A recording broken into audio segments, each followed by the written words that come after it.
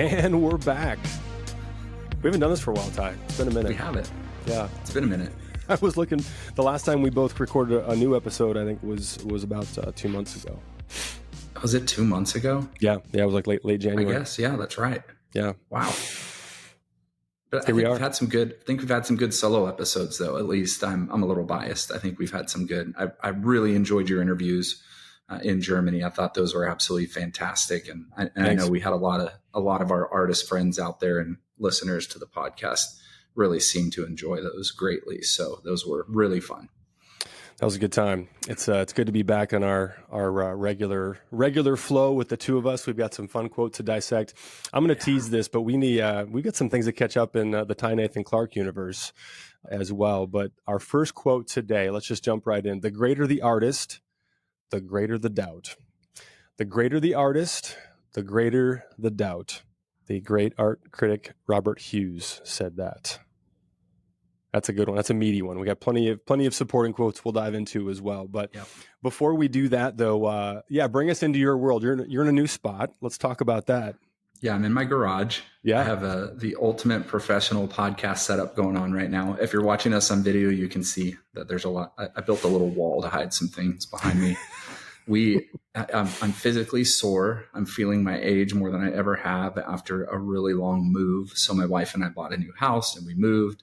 And in that, I'm building a studio in the backyard. So if you follow me on Instagram, you've seen me sharing my excited stories about the framing and things going up in my studio. And so I had to move out of my space, which was, I highly underestimated the amount of stuff I had in my studio, the amount of time it was going to take me to move, and the amount of 25-foot U-Hauls it was going to take to fill.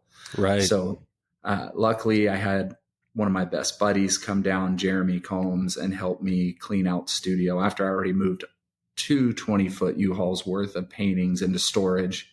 And so I'm not having storage in my studio anymore. So this is going to be really fun to just have a space that is dedicated purely to making and not making and storing. So I have all my work in climate controlled storage and new spaces going up. And I think they're probably a month away from completing it. So I'll be working in the garage and creating in the garage up until that point. So how long have you been in your previous space? Remind me. I was in my last studio for 3 years. Okay. So, and what percent of the stuff did you end up throwing away versus carrying over? I'm curious. There was probably a dumpster full. There might have been a dumpster full of stuff. I mean, I just, where did all this come from? Right. There was just a moment where I went, where did all this stuff come from? I don't even get it. Basically, Nathan, it was a massive job. My back hurts. I hurt my hip. I'm that old artist now that's probably going to have a cane in a few years simply from moving a massive studio into a much smaller space. But I'm excited. It's going to be really fun. So I've been thinking about this, Ty. I think the goal should be that as our physical ability to do the work completely solo declines, our ability from a career trajectory standpoint to acquire help in the form of assistant or assistants hopefully will increase. Yeah, my fingers are like crossed that there's a time and a moment when I can hire a studio assistant. I told my nephew today when we were driving back from North Dallas to Waco, and then he was going to head to Austin. I told him, man, I wish I had the ability to hire you to be my assistant. Right. Yeah. Because you could build all my frames, stretch all my canvases, move all my heavy stuff, pick up my saw, do all the things. I don't have to bend over anymore. I can just paint on the wall. I can stay straight up and then I'm fine. No aches, no pains. I'm good. As I'm saying that, I'm thinking of my dear friend, Frances Beatty, who is an incredible sculptor, installation artist, and artist who at her age is more physically in shape and adept than I am. She is a definite inspiration to me to always be moving and always be active because she's a champ. I love her. She's amazing. And does a lot of physical work too. It's not very physical work. It's not, she's not just painting. Right. She's folding, she's moving, she's hanging, she's, up on ladders, doing all kinds of stuff. I love her. Love you, Frances. Awesome. You're a badass. All right. So we've got some other exciting news that I'd love for you to share as well with something you've got coming up in May here. Yeah. And I think I think this really falls great into our quote by Robert Hughes there. I'm going to read it one more time. He says, the greater the artist, the greater the doubt. And I think we always have, and this just isn't talking about the work. This is talking about a whole lot of things doubt is involved in as an artist. And I've been applying to a specific invitational. I probably apply, I don't know, years. I don't know. I lose track sometimes because there's certain things that I get the email. It's a residency. It's an invitational. It's something. And I apply every year, just like clockwork. It's apply, apply, apply, apply. And this year I got accepted into the Marfa Invitational, which is something that I have really personally put on a pedestal. Thank you. Appreciate that. It's been I think I found out 2 weeks ago. It's about 2 weeks ago. And I've been celebrating inside and outside ever since.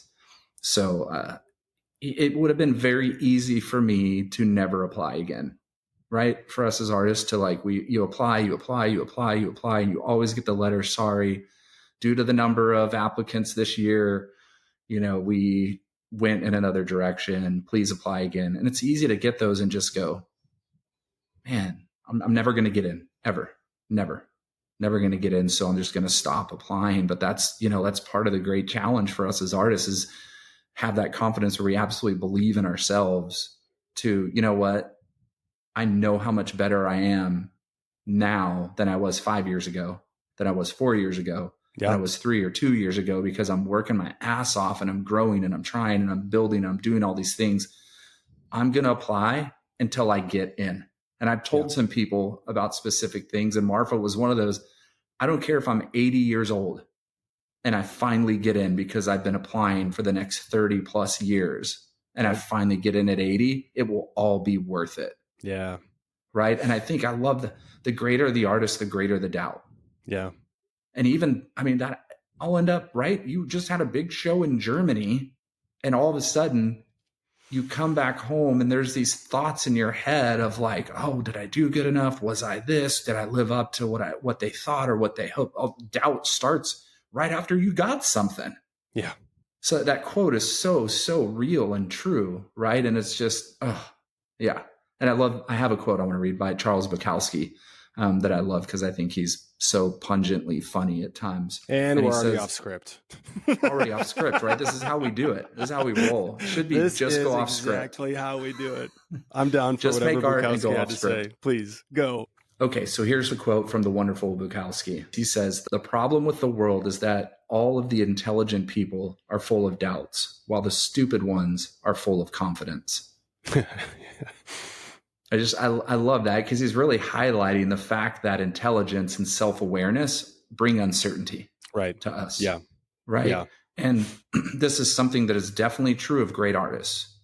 And we've talked about a lot of them in our podcast who they're extremely intelligent, but they have such self-awareness. And that at times brings this uncertainty of, am I really doing this right? Am I really doing the right? Am I growing enough? Am I trying enough things?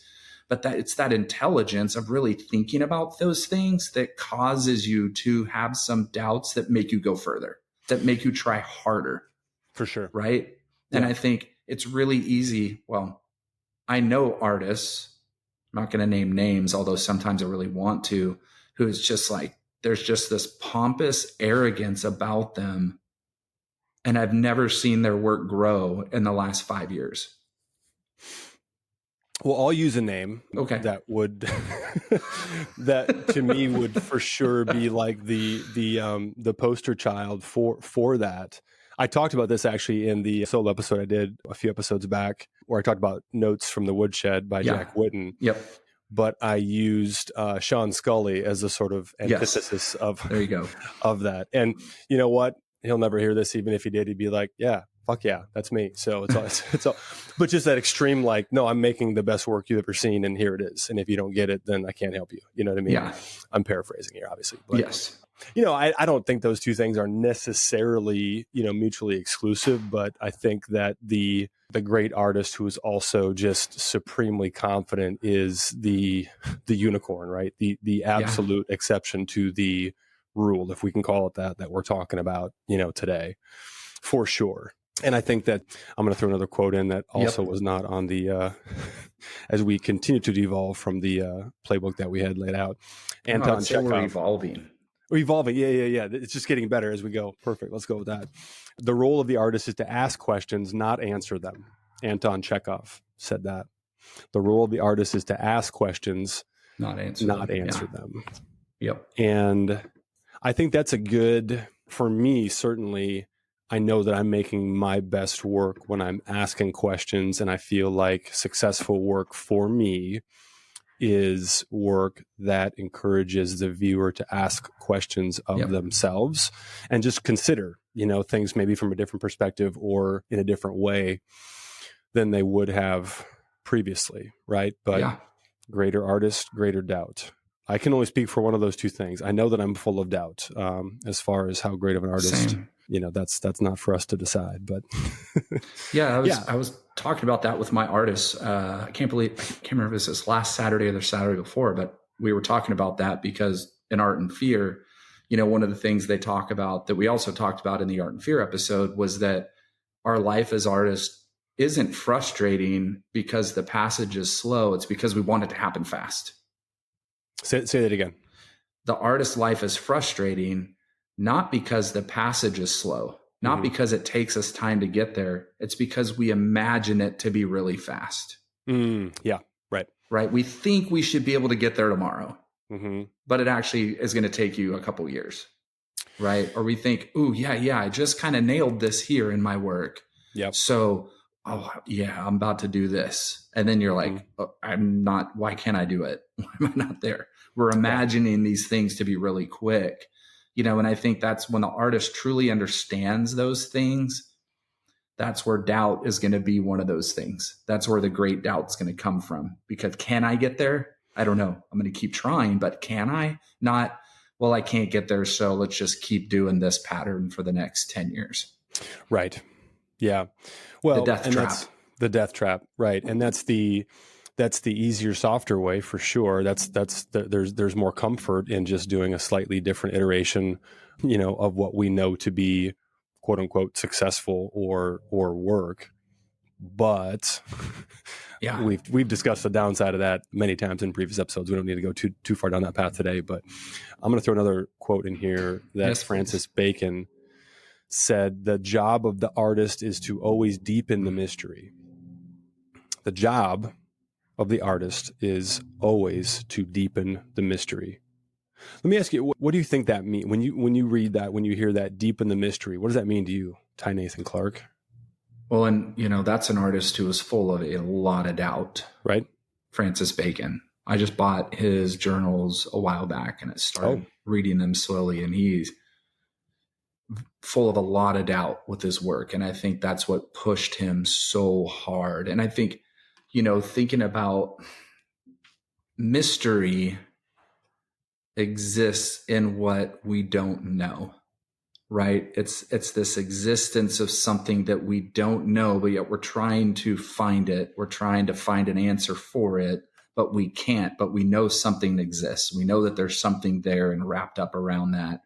And I think that when we're able to embrace what doesn't truly exist, but we know is there, or not exist, when we're trying to really embrace what we hope is there, but we don't really know what it is yet, that causes the artist to dive really, really deep into that search, right? Into, I have no idea where this idea is taking me, but I know that I have that idea, right? That our uncle Rick Rubin would always say, you can't just throw away those little ideas. There's something, it could be that divine spark.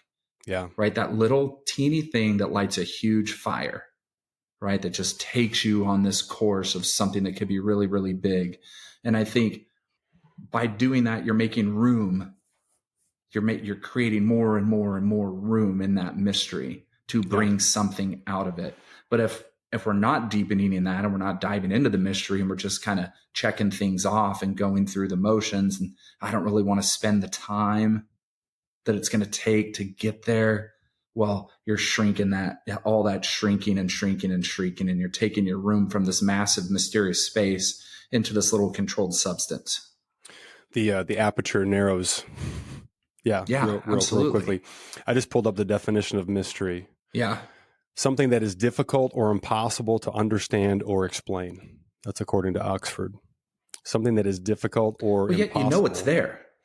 You know Right. it's there. There's a sense But of its what? presence. Yeah, you Yeah. know that it's there, but it's like, and that's part of that, that's part of that imagining something to happen fast.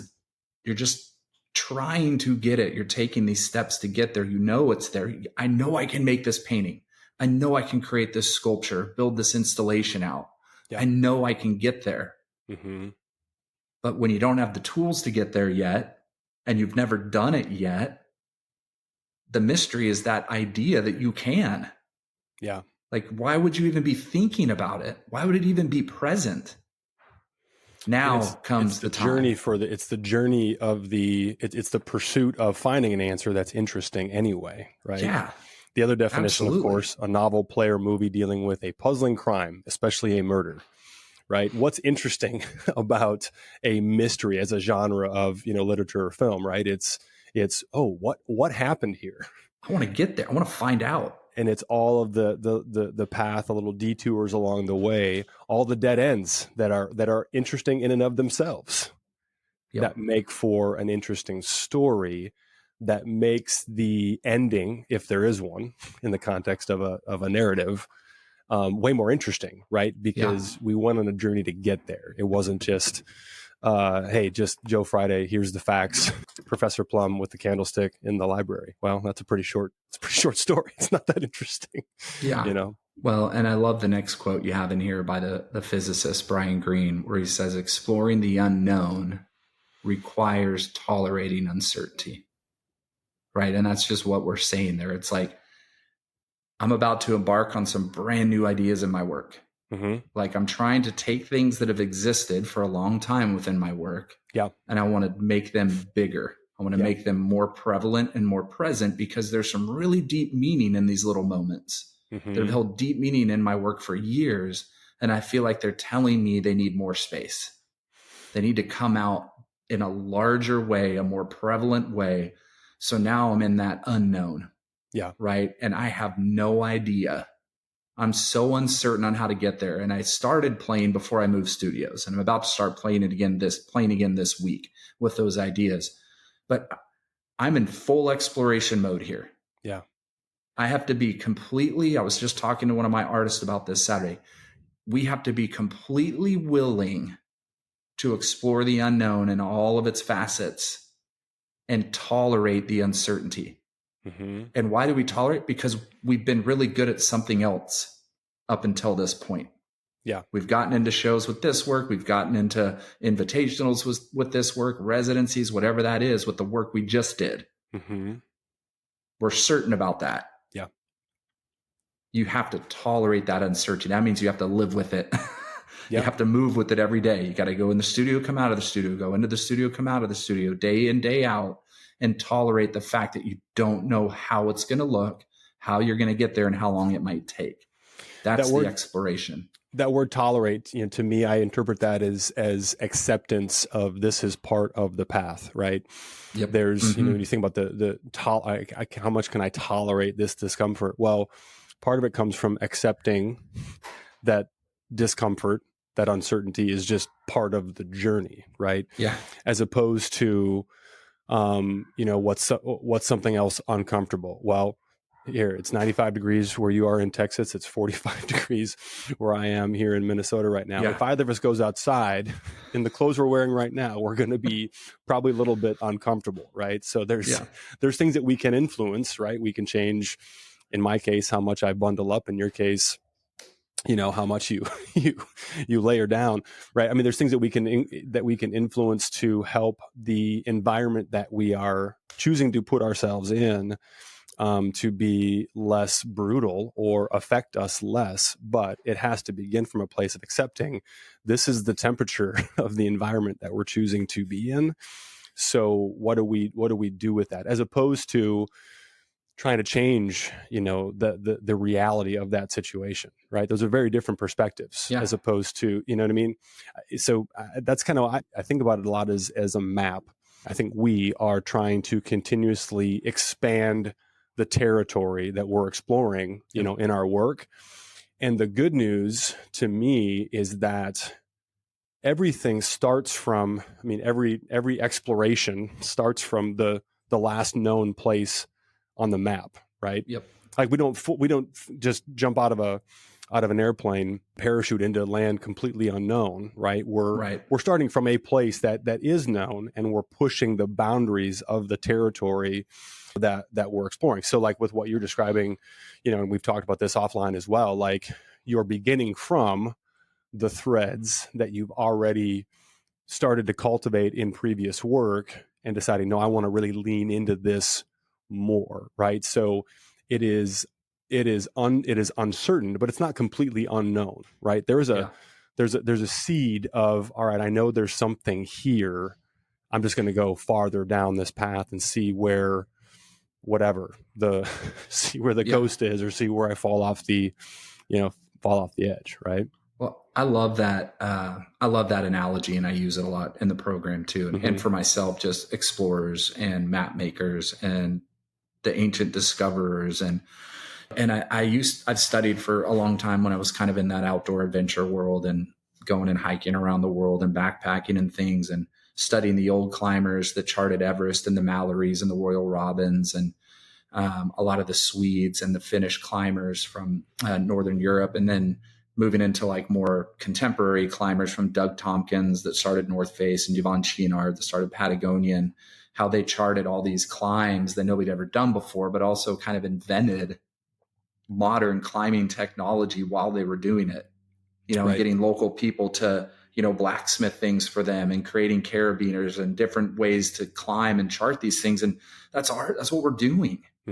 Like we're going to a spot that has been laid out through history, but all of a sudden we're about to go onto a new trail, maybe have to make something that's never existed before in land that's never been walked on before. Right. And all of a sudden you're starting to chip away into a new direction. Yeah. And you're laying out that map. I mean, that's what the ancient explorers did. Is the last people made it to here, but our goal is to make it even further. So we got to where they went, and now I've got to go further. I got to where Cy Twombly and Anthony Tappes went. I got to where Martha Jungwirth went, and now Ty Nathan Clark's going to take it a step further. How do I do that? Where am I going? Well, it's all brand new. I'm totally uncertain. How far will I be able to go?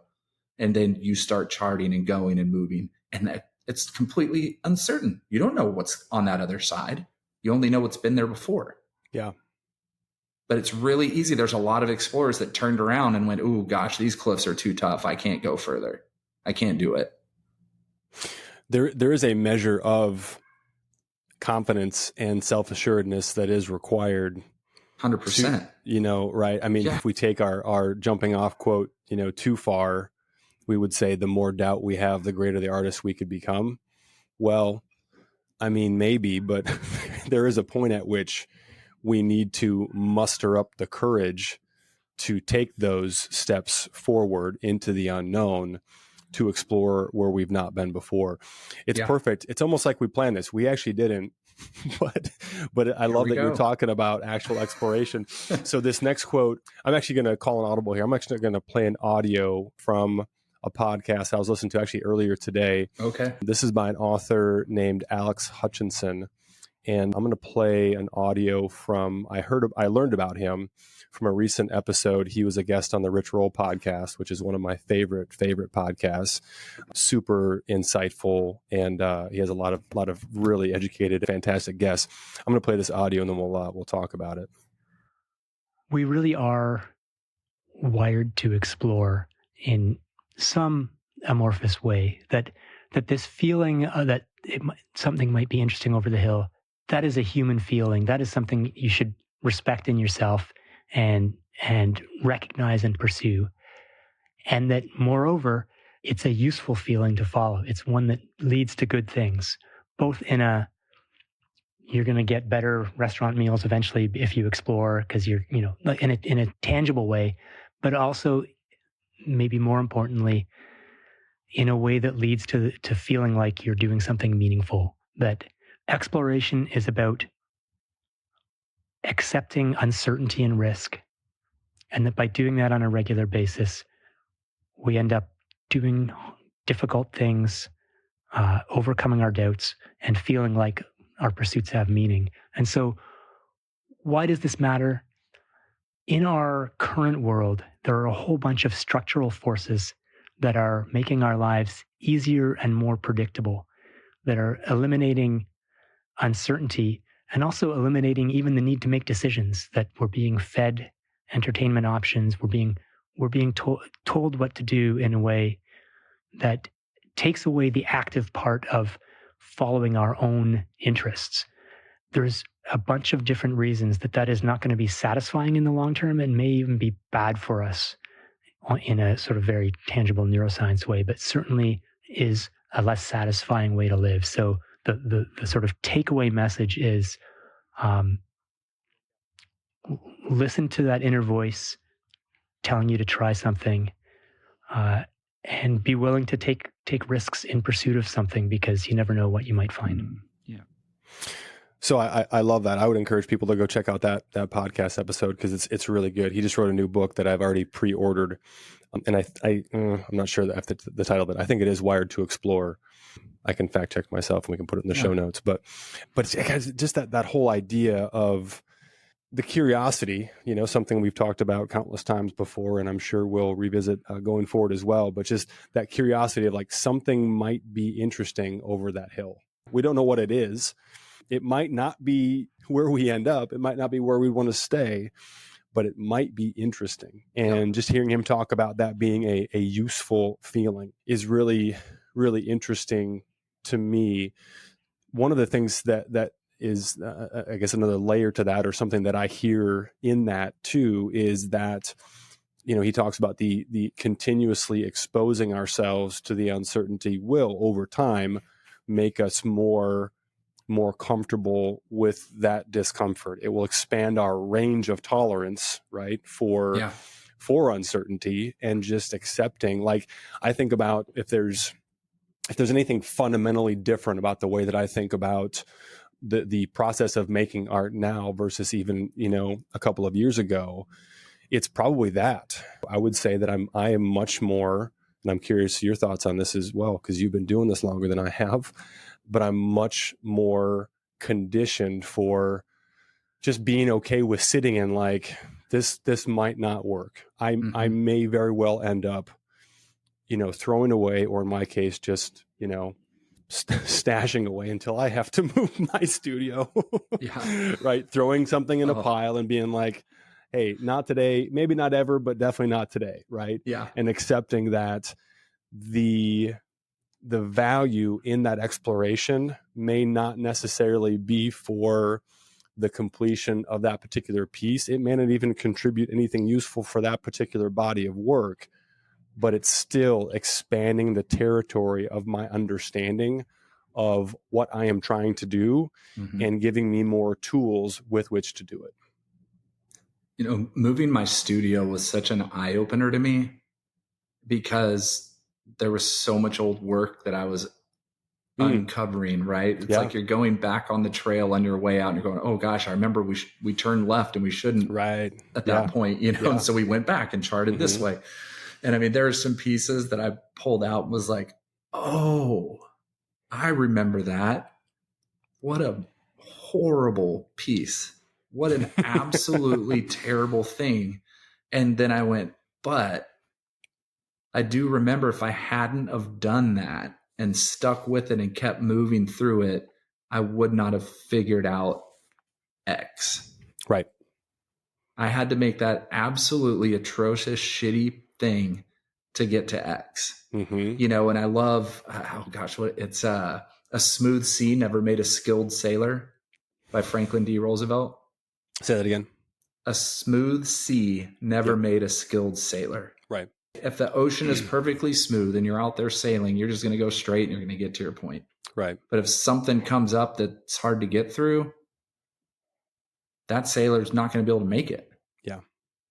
And I think us as artists, like, we're constantly hitting storms out on the water. Like this, it's a constant storm. It's like all of a sudden we feel like the clouds cleared, the sky is blue, and we're able to just lay back on that sailboat and just relax. And the next thing you know, the second you kick your shoes off and you grab that glass of wine, the clouds are back and the storms hit again. And there you are again on a rough sea.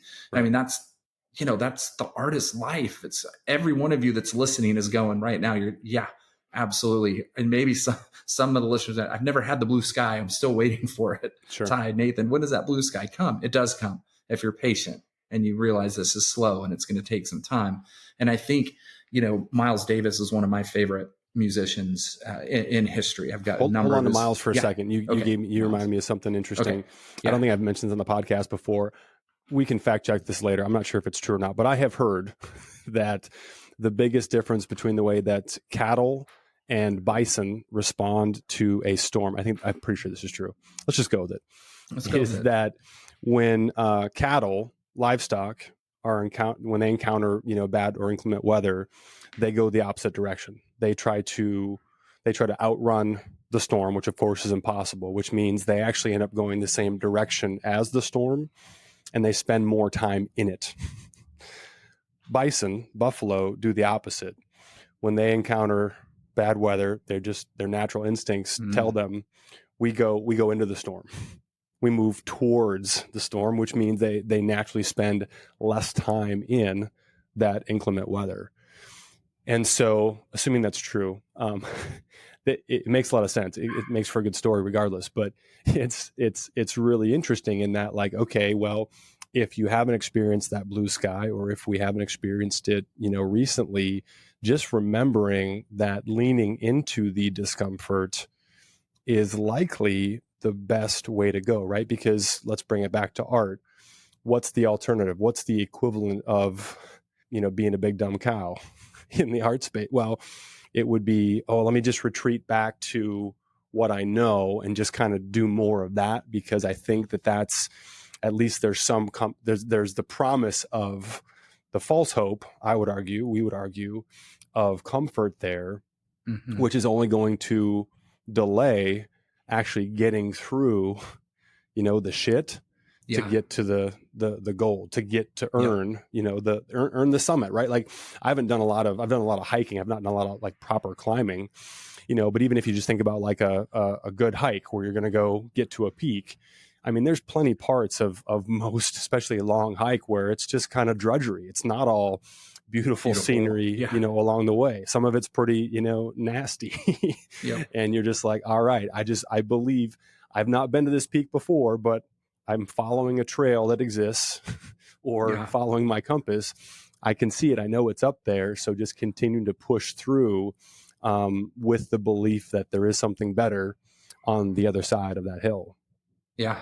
Well, in that moment, I mean, I did this hiking in Patagonia years ago, backpacking, and man, we were beat up on the trail. I mean, it was we were 5.5 hours in, a switchbacks with, 50-pound packs on our backs, and just like, I mean, physically crying, some of us, like it was a beating. I remember my buddy Chris and I looking at each other and going, dude, I'm hurting. And then out of the clouds comes Fitzroy. Just one of the most majestic peaks in the entire world. Coming through the trail, it was kind of cloudy, you can't see, and everything disappears in that moment. You don't feel a pain. You forget you have a pack. You don't know what's going on. The tears are gone, and you're just in awe. Yeah. And you're just staring at that thing, and you're just going, wow, what? Oh my goodness. You know what I mean? And so, that's what this is about.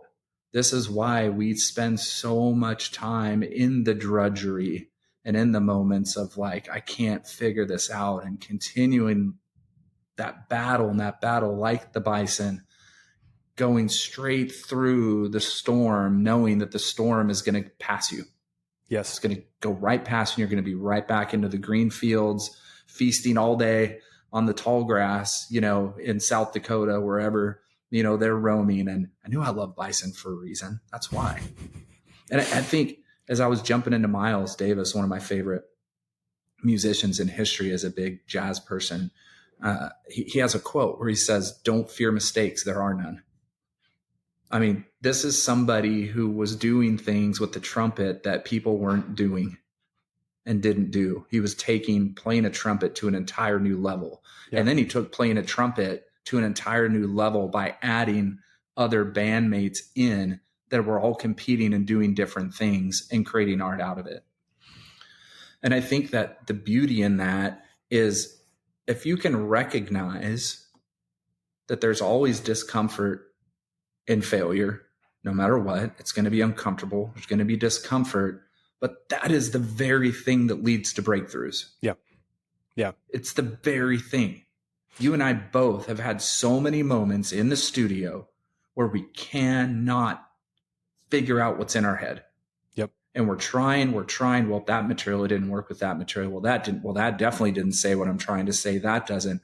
And through all the failure, one tiny little thing, because you stuck through it, gives you the answer. Yes. Everything we're doing should be full of questions. It's worth acknowledging too that sorry to cut you off. No, it's fine. I'm not that sorry. I just felt like I should say it. It's really not fine, but go ahead. No, it doesn't make it hurt any less, but it does give the hurt, it does give the discomfort purpose, right?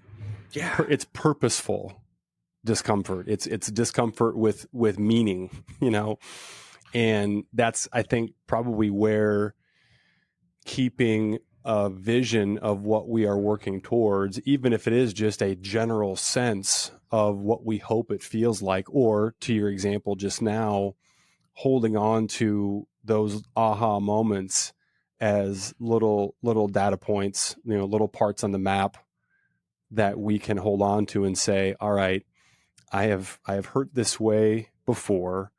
And ultimately at some point, maybe not today, maybe not tomorrow, but at some point it has taken me to a place worth getting to, right? It gives the suffering, the discomfort, it gives it purpose. And that makes it much more bearable, to endure while it's happening. Yeah. Well, I think that's a really good segue into our Kurt Vonnegut quote that we have here. One of my favorite authors. And I think maybe top 10 wittiest people to ever grace the planet. Just wit and wisdom combination. I don't know if anybody holds a candle to Kurt Vonnegut. The guy's just brilliant. But he says, we have to continually be jumping off cliffs and developing our wings on the way down. I mean, that's pretty cool. I mean, that saying itself, growth does not come from playing it safe. Right. I'm sorry. It doesn't. I push this in my program constantly. You will not grow if you're not experimenting and you're not taking massive risks, even into areas you don't understand yet. This is where evolution comes from. This is where the growth in it takes those risks that feel uncomfortable to grow. It really does. It's almost impossible to know, in many cases, flat out impossible to know what the solution will be until we're clear about what the problem is we're trying to solve for is in the first place, right? Yeah. So if the alternative is sitting on the cliff and trying to design, the perfect wings, I mean, maybe, but most likely we're going to be much more qualified. We'll have much more information to work with as we go, right? Once we better understand what the challenges or obstacles even are, right? In other words, there's really no, even if we were to try to solve for every potential, eventuality in advance, I mean, good luck, right? Especially in this crazy, art game that we're playing here. There's no such thing. Yeah. I've had so many questions with artists who in my program and not in the program, just artists that I know and meet who, let's say somebody's been painting acrylic their whole life and they want to try oils, but yet they said they wanted to try oils 4 years ago and they still haven't tried oils, right? It's because you're making something with something that you're comfortable with, you're good at, you can knock out these paintings, whatever. And now you're going to completely change into a new medium. Well, now you have to learn again. I think that's the fear a lot of times is, well, I don't want to feel like a beginner again. I don't want my work to look immature again if I've already been mature in this area with, what I'm painting here. Yeah. And it's well, you're never going to get to maybe what's really in your head if you don't really follow that thing, jump off the cliff and go, oh, this is what the wind feels like at this level. Oh, this is what happens when I put my arms out here. This is, okay, now I know what I need to do with wings. Now I know how to add these things. I'm sure it's a combination of the two, but do you, in the scenario you just described, do you think it's more a fear of the work not looking as mature as what that person has done previously, or do you think it's more a fear of the feeling of not knowing what they're doing? Yeah, it's the fear of, it's uncertainty. It's the fear of jumping into something you don't know how to do yet. Right, but do you think for most people it's the fear of the result, or a fear of the feeling in the process? The feeling in the process. You already know how hard it is. Yeah. We already know that. We already know how difficult it is to make what we're good at. Right. To use the materials that we've mastered. Let's put it that way. We already know how long it's taken, how hard it was. So it's like adding, and I think I've really tried to get into, I was telling one of my artists recently, I said, it took me a while to get here. And she's had some success, like some really great success in Mexico City and in Miami and at fairs selling work, and her work does really well, but she wants to grow. Yeah. Like she's like, I know I want to get to the next level. And that next level for her is museums. That's the next level for her. She's had success in the gallery world. She's done these things. She's got a great collector base, great dealers and gallerists. The next level is the museums. She wants to be recognized. I get it. Heck yeah. And I think she should be. But then she knows she also has to grow, and her work's got to take this other step, this extra step. And we talked about this just last week, how difficult it is to accept failing and continuing and living amongst the failure of the experiments to get to the other side. Yeah. Because even when she'd go in to try and, we go back and forth. She's like, oh, I hated it. Didn't work. And it's like, yeah, you need to accept that and go, man, I'm so lucky and blessed that I get to fail every day in the studio. Right. I've had to shift my mindset from ultimate drive of success to go, no, to ultimate, I'm blessed to be able to screw around and fail in order to get to where I really want to go in my work. So the days that are horrible, I'm just going, man, I'm so lucky and so blessed that I actually get to do this, and then come back and have that same mentality the next day. Now, I'm not saying that happens all the times. There's definite days where I'm like, this sucks. Screw this. I don't want to do this anymore. This is driving me crazy. But you get what I'm saying. I do. I mean, I think as you're talking, I'm thinking, there's so much value in just acknowledging that we do get to define and continuously redefine what our definition of success is. I'm using air quotes here for those of you who are just listening, and what you just described was you making a conscious choice to move your own goalposts and say, all right, I had previously been living over here where I was viewing the feeling of success as A, and I'm now recalibrating my thought process to find success, to find a feeling of, let's use a better word, fulfillment and purpose from this thing over here that you've identified as being the thing that's going to take you where you ultimately want to go, which is somewhere you've not yet been. Yep. Yeah. I mean, I had to do that for my own personality, my own character, right? I'm a 4, I'm a feeler, so on the Enneagram scale, I'm a 4, and it's like, I like sad things. I can easily, get sucked into my own sadness, right? I could sit there and have Jeff Buckley or Elliott Smith or, the Smiths or the Cure on all day long and just, be happy soaking in that, right? Like, that's just me. That's how I'm made up. I mean, I'm a very joyful person, but I'm a very emotional person. So I know what I have to do because I know what my resistance is. I 100% know what my resistance is, and that'll shut me down easily. I'm sorry, I'm laughing. You just reminded me. I love you laughing at my sadness. Your sadness is hilarious. And I don't say that as like I'm a sad person. I say I love dark movies. I love depressing film. I love sadness. Those things I can bask in them and I love them. But in the studio, they can be dangerous for an artist. One of my great joys as a father has been sharing my love of sad music. Oh, I love this story with Ella, with our youngest, who's now 16. So I sent her this meme. You can throw it on the video. It's a meme of a dog holding a guitar, and it says Radiohead in the 90s. I'm sad. Parentheses guitar solo. Radiohead in the aughts. I'm sad. Beep beep boop boop in front of a keyboard. It's visual. Whatever. It's funny. Yeah. So this is we've talked about Radiohead before, since we're both massive fans. They've announced, or there's rumors that they're going to be going on tour, right? Yep. Mm-hmm. And so they filed the new LLC last week. It's happening. Oh, yeah. So Elle and I have a trip planned to New York. She's really into theater and Broadway and that kind of thing, and so we're going to do a dad-daughter trip to New York this upcoming summer. And we're already looking at what shows we're going to go to, where we're going to stay. And so she came to me the other day. She goes, "Dad, what if instead of New York, we go see Radiohead?" And I'm like, "Sweetie, I want to go where you want to go, but you just melted my heart." I will fly us wherever we need to go to see what could very well be their last tour. But anyway, you talking about.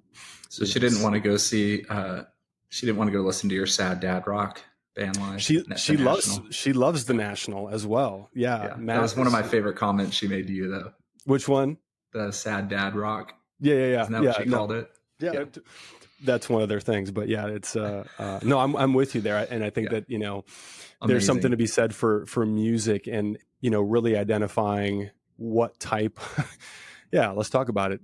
What type of music really energizes and inspires us in different ways when we're in these different sort of places and phases, right? Mm-hmm. I mean, I think we're naturally inclined to want to listen to music that either matches the mood or the energy that we're in, or try to find something that's going to get us into a place, that's more consistent with where we'd like to be, in that moment. But being in tune to the types of inputs, whether it's music or other things that we are allowing to influence us is really, really important. Like, for me, if I'm trying to make bold, quick moves without just boom, boom, boom, the type of music that I listen to is very different, right? Like that's when I'm going to listen to, I'm going to, more hard techno or hip hop or something that's a bit more whatever, energetic or taps into something primal in me that listen to, whatever the National, for example, might not, but there's a purpose for all of it. Absolutely. Yeah. Bringing us back around. We're doing a great job of just finding these tangents that are just so far off in the universe. I love it. We are doing a great job. Let's just I think we're doing a really good job. And we got to talk about some of our favorite music in the mix of it, which is something we do normally. Hey, have you heard of these guys? Have you heard her yet? Listen to her album. Which I'm so addicted to Fontaine's DC right now. It's absolutely insane. That's just a drop for Fontaine's. Okay. Next quote here. I do like this because we were about to get there and then we jumped into some other stuff, but just talking about, this is a great quote by Edward Albee. And he says, "If you're willing to fail interestingly, you tend to succeed interestingly." Yep. I like that. I love that. I'd never seen that quote before, but I really like that. And I think as artists, I mean, it's a lot easier for us to fill that gap than anyone outside of the arts. But I love, don't just settle. If it feels odd, if it feels weird or crazy or what in the world, just try it.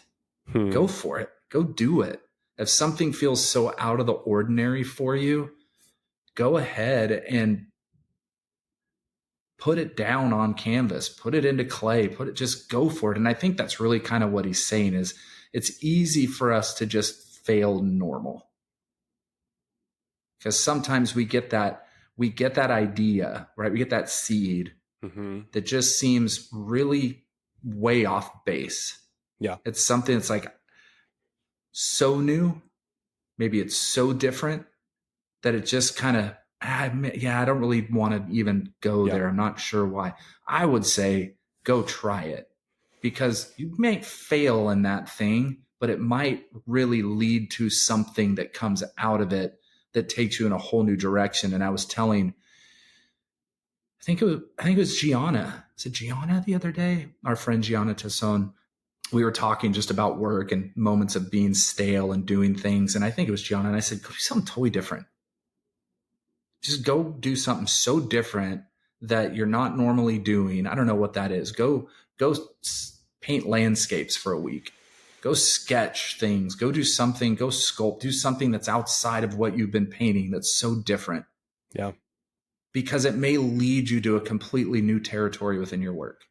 And I heard Jerry Salt say that years ago. Mm-hmm. He said, when was the last time abstract artists, that you sat in your studio and just sketched your studio? When's the last time you sketched? When's the last time you did a still life? Yeah. And so after, I don't know, it was a podcast, I heard him say it in or whatever. So then I did it that day. Mm-hmm. I got out pastels, got out colored pencils, and I sketched my whole studio, and I set up a still life, and I did it. It felt amazing. Like it was like it was clearing space in me. Yeah. Because I was so focused on X, so into it, so that it completely separated my mind, my artist mind, in a way that just needed to be whitewashed a little bit. Yeah. And it kind of just brought me back. So that would be a great example of, I think, pushing the territory in a completely different direction, maybe a completely opposite direction, or just different than the direction that we think we're supposed to be going. But that information, when reapplied to whatever the thing is, will be useful, right? I mean, I think about you said fail normal, I was going to say fail boringly, interestingly, how would you say that? Whatever, boringly. Let's go with that. Boringly. Not a word. But what would failing in a boring way, in a normal way, look like, right? It would be failing doing the thing that we've already been doing, right? That's not an interesting failure. That's just a normal one. But, when we pursue those interesting failures, we are absolutely expanding the territory, and we are acquiring new information that, when applied to the other things, will give us a fresh perspective. A good example would be I'm carving wood again for the first time in a couple years. I mean, I did a whole body of work that was almost primarily that, and almost exclusively set it aside, for quite a while. And I've had this urge, this pull to just do it again. Yeah. And wouldn't you know it, everything that I've done since then, in the time that I've completely set it aside, is absolutely informing, the way that I'm approaching it now.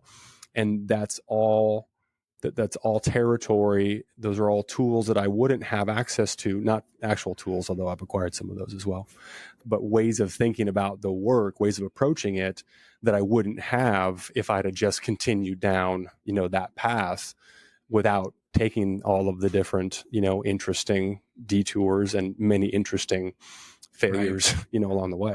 Yeah. I mean, I would say I'm in that a little bit with the new work that I'm about to do, because I've worked with fibers for a long time. I've done a lot of different things with fibers. I've been sewing since I was a child, when my mom taught me to sew when I was a kid, and I loved sewing and doing things. So I've always had little bits of sewing and thread and things in my work, but right now, taking them to the next level. How do I do that? What do I do? How do I do it? Well, I'm going to get really damn interesting, and I'm going to fail. I mean, I am failing interestingly. I mean, some of these things I'm doing, I'm just like, what the heck is that?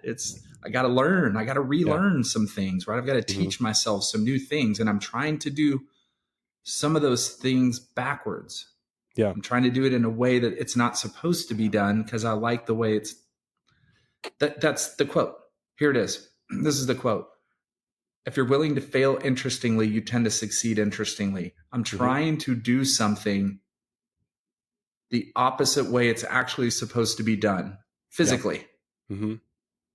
And I feel like it's coming out more interesting doing it that way than it is doing it the regular way. Sure. Right. And but it looks like shit right now. And it's like, but there's these moments that I'm on, oh, it's coming.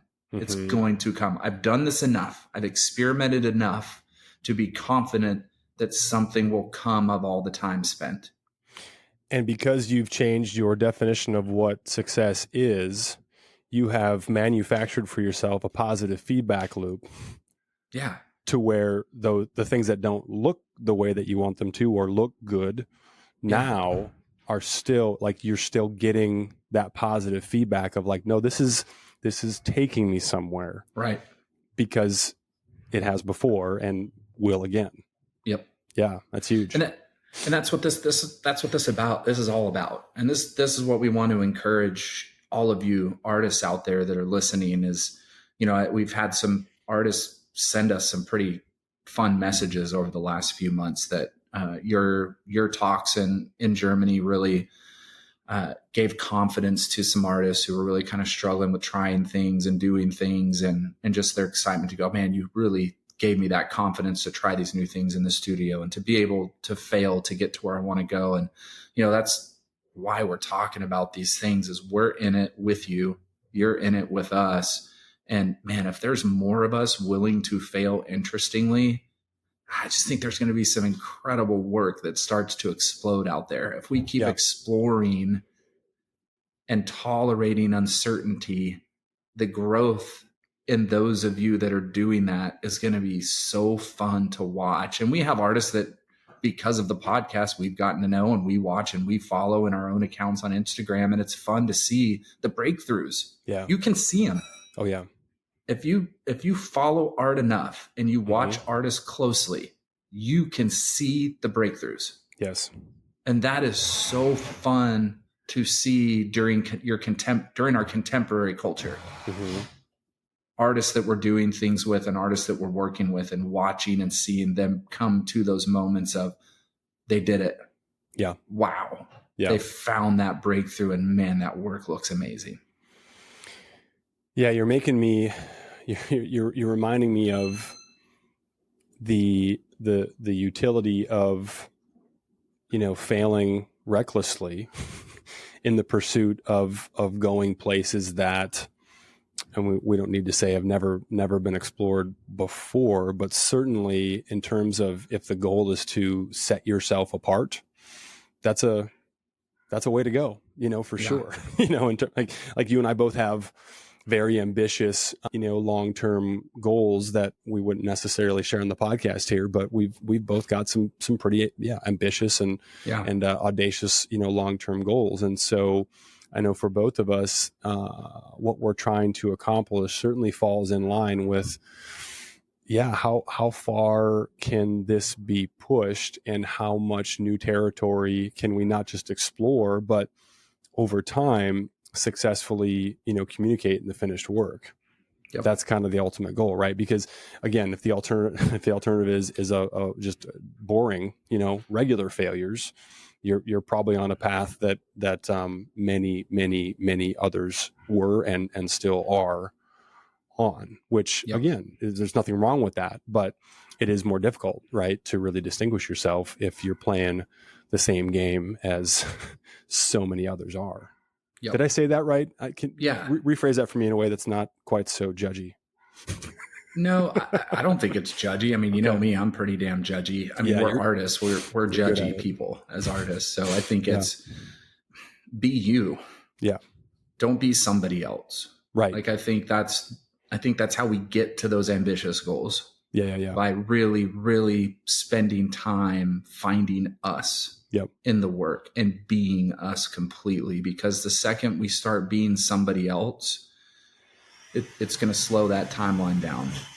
And we're going to have to wrap up here because they're now working on the gate right outside of our garage door. And so that's going to get really loud. They're coming for you. Sorry, everybody. I think it's a good wrapping up point. It's not that loud. We have been going an hour. We did it again. This will be a quick little 30-minute episode. Here we are, an hour in. I've got Cash barking at me in the door to the left going, "You've been gone for a week. Why are you not inside playing with me?" And now I've got the gate crew out working outside. So we got 3 quotes to choose from, Ty. You decide which is going to be our closer. Just because I feel compelled to I really like that Van Gogh quote a lot. Yep. And if you have not watched At Eternity's Gate, with William Dafoe playing Van Gogh, directed by Julian Schnabel, I highly suggest you watch it tonight, when you listen to this. Yeah. But the quote says, "I am always doing what I cannot do yet in order to learn how to do it." And I think that really just sums up everything we've talked about today. So I love that quote. Always be working on what you can't do yet in order to learn how to do it. Just be bold. Boldness is an act of genius. It's one of my favorite quotes. I forget what book that's from, but I love that quote. Yeah. Boldness is an act of genius. I said one more. We're going to do one more just because it pairs so well with that Maya Angelou quote. Do the best you can until you know better. Then when you know better, do better. I love that. Just the elegant simplicity and wisdom in that. Do the best you can until you know better. Then when you know better, do better. Yeah. Right? Do the best we can with what we have in front of us. And that will lead us to knowing better and ultimately doing better. Absolutely. Love it. Go make some art, everybody. Go make some art. Thanks for joining us. We'll be back next week or in a couple weeks with another episode of Just Make Art. Bye. Bye.